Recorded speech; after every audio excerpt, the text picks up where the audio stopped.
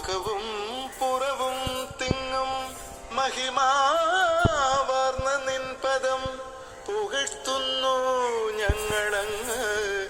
ഭഗവാനെ ജയിക്കുക ജയിക്കുക മഹാദേവ ദീനാവനപരായണ.